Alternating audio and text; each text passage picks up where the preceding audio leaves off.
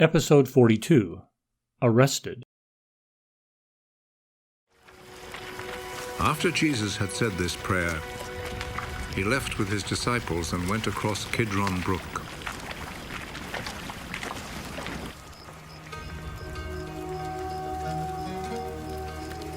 There was a garden in that place, and Jesus and his disciples went in.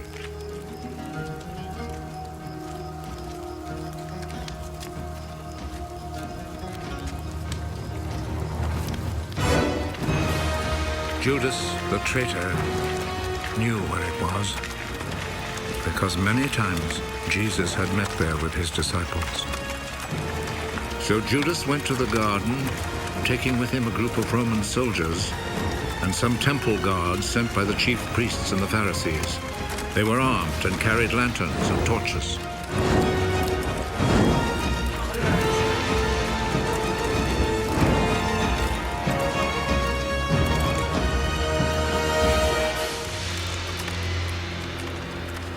Jesus knew everything that was going to happen to him, so he stepped forward and asked them, "Who is it you are looking for?" Jesus of Nazareth. Judas the traitor was standing there with them when Jesus said to them, "I am he." They moved back and fell to the ground.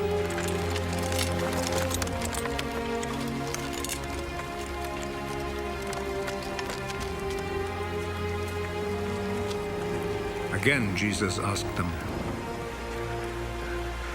"Who is it you are looking for?" Jesus of Nazareth. I have already told you that I am he. If then you are looking for me, let these others go. He said this so that what he had said might come true. "Father, I have not lost even one of those you gave me." Simon Peter, who had a sword, drew it and struck the high priest's slave, cutting off his right ear. The name of the slave was Malchus. Put your sword back in its place. Do you think that I will not drink the cup of suffering which my Father has given me?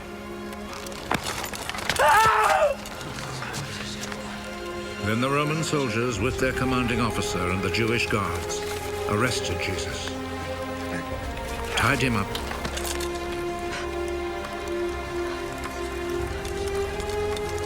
and took him first to Annas. He was the father-in-law of Caiaphas, who was high priest that year. It was Caiaphas who had advised the Jewish authorities that it was better that one man should die for all the people.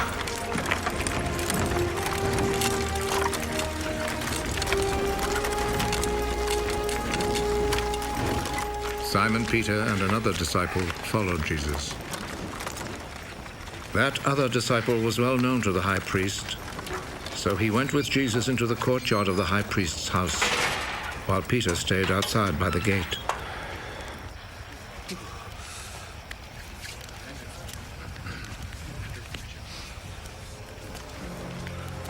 Then the other disciple went back out, spoke to the girl at the gate, and brought Peter inside.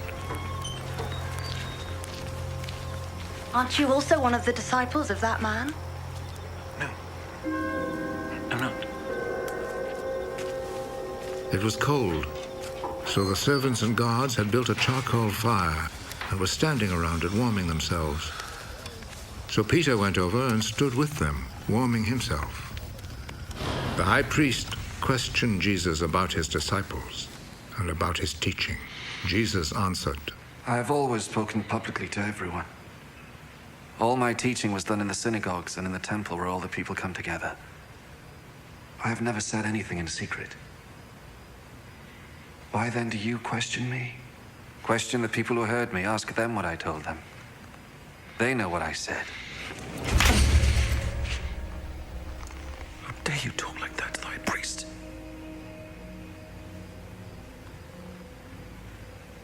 If I have said anything wrong, tell everyone here what it was. But if I am right in what I have said, why do you hit me?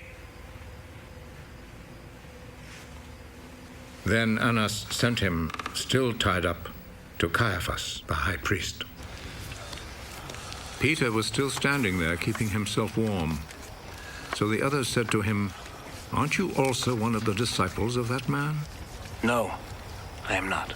But Peter denied it. One of the high priest's slaves, a relative of the man whose ear Peter had cut off, spoke up. Didn't I see you with him in the garden? No. And at once, a rooster crowed.